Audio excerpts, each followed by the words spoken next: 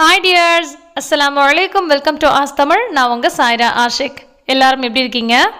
இன்றைக்கி நம்ம எல்லாருக்குமே ரொம்ப பிடிச்ச ரொம்பவே ஃபேவரட்டான சிக்கன் பிரியாணி தான் எப்படி செய்கிறதுன்னு பார்க்க போகிறோம். 4 பேர் சாப்பிட்ற மாதிரி ரொம்ப சிம்பிளான மெத்தடில் ரொம்பவே டேஸ்ட்டாக ஈஸியாக எப்படி செய்கிறதுன்னு பார்க்கலாம் வாங்க. இது ரொம்ப டேஸ்ட்டாக இருக்கும். இன்றைக்கி நம்ம பாஸ்மதி ரைஸ் பயன்படுத்தி தான் செய்ய போகிறோம். இப்போ ஒரு ப்ரெஷர் குக்கர் அடுப்பில் வச்சுட்டு இதில் தேவையான அளவுக்கு எண்ணெய் சேர்த்துக்கலாம். எண்ணெய் நல்லா சூடானதும் இது கூட கொஞ்சமாக நெய் சேர்த்துக்கலாம்.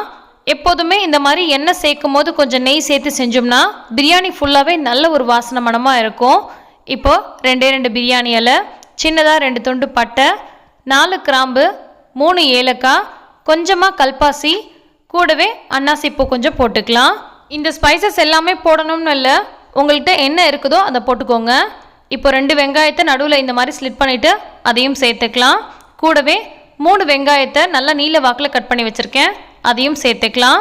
வெங்காயம் நல்லா வதங்கி நல்ல நிறம் மாதிரி ப்ரௌனிஷாக வரணும். அது வரைக்கும் நல்லா வதக்கி விட்டுக்கோங்க. அப்போ தான் பிரியாணிக்கு கலர் பவுடர் எதுவும் சேர்க்காமலே நேச்சுரலாகவே நல்ல கலர் கிடைக்கும். பாருங்கள், இந்த அளவுக்கு நல்லா வதக்குனதுக்கப்புறமா இது கூட இஞ்சி பூண்டு விழுது சேர்த்துக்கலாம்.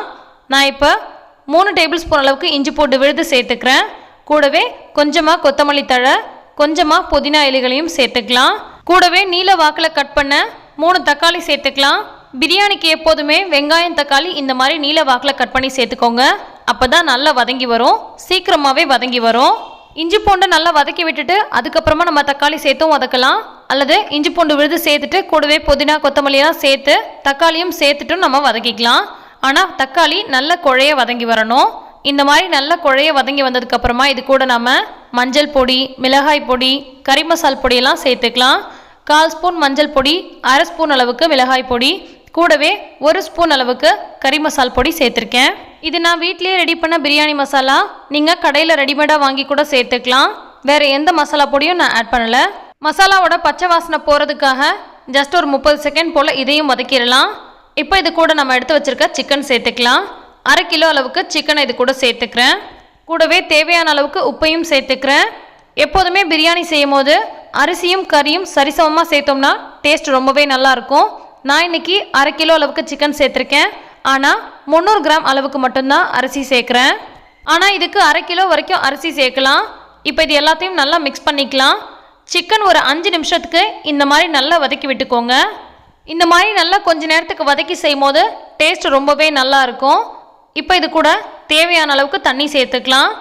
கப்பாலேயோ அல்லது டம்ளராலேயோ எதால் நீங்கள் அரிசி அளக்குறீங்களோ அதுக்கேற்ற மாதிரி தண்ணி சேர்த்துக்கோங்க. நான் இந்த டம்ளரால் 1 டம்ளர் அளவுக்கு அரிசி சேர்த்துருந்தேன். ஸோ 2 டம்ளர் அளவுக்கு தண்ணி சேர்த்துக்கிறேன். பாஸ்மதி அரிசி பழைய அரிசியாக இருக்கிறதுனால 1க்கு 2 தண்ணி வச்சுருக்கேன். இதுவே புது அரிசியாக இருந்துச்சுன்னா 1க்கு 1.5, 1.25 அந்த மாதிரி தண்ணி வச்சாலே போதும். பாஸ்மதி அரிசியாக இருந்தாலும் அல்லது எந்த அரிசியாக இருந்தாலும் பிரியாணி செய்ய போகிறீங்கன்னா கண்டிப்பாக ஒரு 1/2 மணி நேரம் போலையாவது நல்லா ஊற வச்சுக்கோங்க. பாஸ்மதி அரிசியாக இருந்தால் 1/2 மணி நேரம் போல் ஊற வச்சுக்கோங்க. இதுவே மற்ற பிரியாணி அரிசியாக இருந்துச்சுன்னா ஒரு 1/4 மணி நேரமாவது ஊற வச்சுக்கோங்க. இப்போ இது கூட 2 ஸ்பூன் அளவுக்கு தயிர் சேர்த்துருக்கேன். கூடவே ஒரு அரை எலுமிச்சம்பழத்தை பிரிஞ்சு விட்டுக்கலாம். தயிர் சேர்க்கறதுனால சிக்கன் நல்லா சாஃப்டாக டெண்டராக இருக்கும். இப்போ இது எல்லாத்தையும் நல்லா கலந்து விட்டுக்கலாம். தயிர் சேர்க்கறதுக்கு முன்னாடி நல்லா பீட் பண்ணிவிட்டு சேர்த்துக்கோங்க. அப்படி இல்லைனா இந்த மாதிரி நல்லா கலந்து விட்டுக்கோங்க. தயிர் அங்கங்கே கெட்டியாக இருக்கக்கூடாது. ஸோ நல்லா கலந்து விட்டுக்கலாம். அல்லது சேர்க்கும் போதே நீங்கள் நல்லா பீட் பண்ணிவிட்டு அதுக்கப்புறமா சேர்த்துக்கோங்க. இப்போ தேவையான அளவுக்கு உப்பு சேர்த்துக்கிறேன். ஃபஸ்ட்டே நான் கொஞ்சமாக உப்பு சேர்த்துருந்தேன், பத்தலை அப்படின்றதுனால இப்போ கொஞ்சமாக உப்பு சேர்த்துருக்கேன். இந்த மாதிரி நல்லா கொதி வந்ததுக்கப்புறமா நம்ம ஊற வச்சுருக்க பாஸ்மதி ரைஸை நல்லா வடிச்சிட்டு இது கூட சேர்த்துக்கலாம். அரிசி சேர்த்துட்டு அடியோடு கொஞ்சம் இந்த மாதிரி கலந்து விட்டுக்கோங்க. ரொம்ப நேரம் கலந்துட்டே இருக்க வேண்டாம். ஏற்கனவே அரிசி நல்லா ஊறி இருக்கறனால உடஞ்சி போன மாதிரி ஆகிடும். ஸோ இந்த மாதிரி அடியோட 1 அல்லது 2 முறை நல்லா கலந்து விட்டுறலாம். இப்போ மேலே கொஞ்சமாக கொத்தமல்லி தழை தூவிட்டு குக்கரோட மூடி போட்டுடலாம். இதை நம்ம மிதமான தீயில் வச்சு ஒரு 2 விசில் போல் விட்டுக்கலாம். வேணும்னா கடைசியாக கொஞ்சமாக முந்திரி பருப்பு, நெய் இதெல்லாம் உங்களுக்கு விருப்பத்துக்கு தகுந்த மாதிரி நீங்கள் சேர்த்துக்கலாம். இப்போ நம்ம ப்ரெஷர்லாம் போனதுக்கப்புறமா ஓப்பன் பண்ணி பார்க்கலாம்.